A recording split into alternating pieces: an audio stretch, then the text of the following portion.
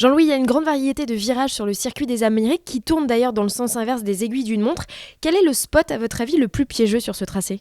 Alors vous savez que moi j'aime beaucoup ce circuit. Je sais qu'il est fatigant puisque vous l'avez dit, Géraldine, il tourne en sens inverse des aiguilles d'une montre. Mais d'abord, j'adore le départ et cette montée immédiate, beaucoup plus forte que ce que donnent les images de la télévision, et puis la gauche qui suit.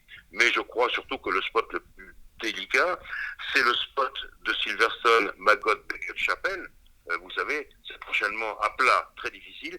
C'est exactement le même là-bas à Austin, et ça c'est très compliqué. Mais on sait très bien qu'à Austin, je pense que seuls les grands pilotes ont réussi à dompter ce circuit, que je trouve maintenant l'un des plus beaux de la planète F1. Les pneumatiques seront exactement les mêmes aux États-Unis qu'au Mexique. Est-ce que ça peut laisser entrevoir d'autres opportunités au niveau de la stratégie ou pas du tout, Jean-Louis? Oui, c'est la même catégorie de gomme. Alors, est-ce que Hamilton va nous rejouer le coup des pneus durs? Je ne le sais pas, c'est beaucoup question de la météo, et on sait qu'à Austin, au Texas, tout ça est très variable.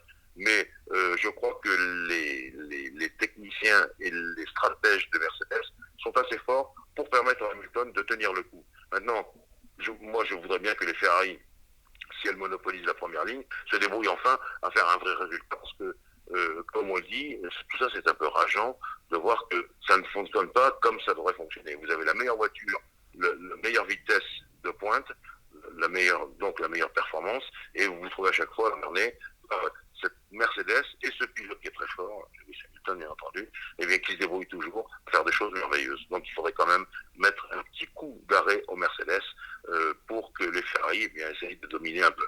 On le sait, le Grand Prix des États-Unis est toujours imprévisible, alors ce sera à suivre. Jean-Louis, le Grand Prix du Mexique a été assez décevant pour Haas. Est-ce qu'on peut espérer mieux à Austin, qui est clairement leur fief?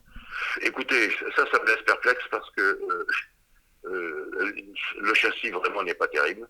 On voit qu'ils sont en train de faire des essais et des contre-essais pour la saison prochaine, avec un moteur dont on vient de le dire, qui est le meilleur moteur de la Formule 1 à l'heure actuelle. Donc je ne vois pas pourquoi tout d'un coup ça marcherait mieux. Mais effectivement, quand on est une écurie américaine et qu'on est aux États-Unis, peut-être que ça va donner un petit coup de pouce. Mais pour l'instant, il y a, vous savez, beaucoup de choses autour de Haas, beaucoup de choses autour de Ferrari.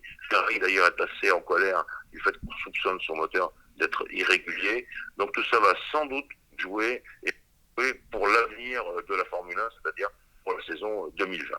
Dernière question, Jean-Louis, c'est sur le titre de champion du monde de Lewis Hamilton.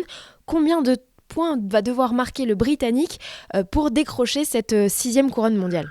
Ne cherchez pas les points, il faut qu'il arrive dans les 8 premiers. Voilà. Et surtout, il ne faut pas que Bottas soit pour lui, surtout que Bottas gagne. C'est ça l'important. Mais je crois que là, Hamilton, il peut être couronné assez facilement.